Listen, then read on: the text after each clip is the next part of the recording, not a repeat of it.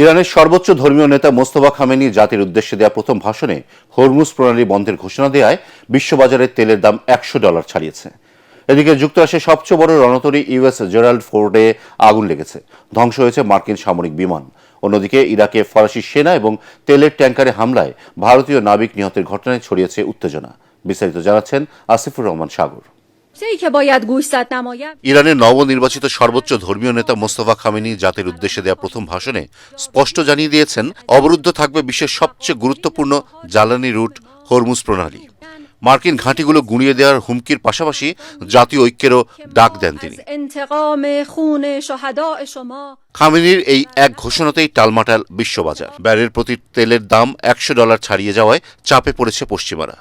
পরিস্থিতি সামলাতে রাশিয়ার ওপর থেকে নিষেধাজ্ঞা সরিয়ে নেওয়া এবং কৌশলগত রিজার্ভ থেকে 17 কোটি ব্যারেল তেল ছাড়ার ঘোষণা দিয়েছে ট্রাম্প প্রশাসন। যদিও মার্কিন প্রেসিডেন্ট বলছেন, তেলের দাম বাড়লে আখেরে লাভ যুক্তরাষ্ট্রেরই। যুদ্ধের আঁচ এবার সরাসরি লেগেছে আন্তর্জাতিক জোট বাহিনীর গায়ে। ইরাকের ইরবিলে ড্রোন হামলায় নিহত হয়েছেন এক ফরাসি সেনা, আহত হয়েছেন 6 জন। এ হামলাকে অগ্রহণযোগ্য আখ্যা দিয়েছেন প্রেসিডেন্ট ইমানুয়েল মাখো। লড়াই চলছে সাগরেও। বসরার কাছে ইরানের হামলায় পুড়ে গেছে 2টি ট্যাঙ্কার, প্রাণ হারিয়েছেন এক ভারতীয় নাগরিক। অন্যদিকে ইরাকের আকাশে বিধ্বস্ত হয়েছে যুক্তরাষ্ট্রের KC-135 রিফুয়েলিং সামরিক বিমান।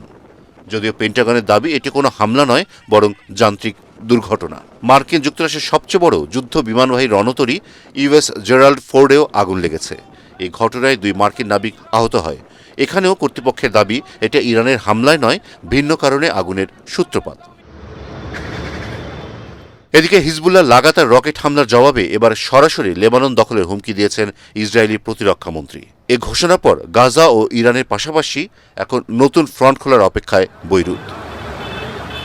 অন্যদিকে ইরানে ব্যাপক হামলা, প্রাণহানি ও প্রায় 32 লাখ মানুষ বাস্তুচ্যুত হওয়ার পরেও রাশিয়ার রোসাটমের রুশ প্রকৌশলীরা এখনও পারমাণবিক কেন্দ্রে অবস্থান করবে বলে জানিয়েছে।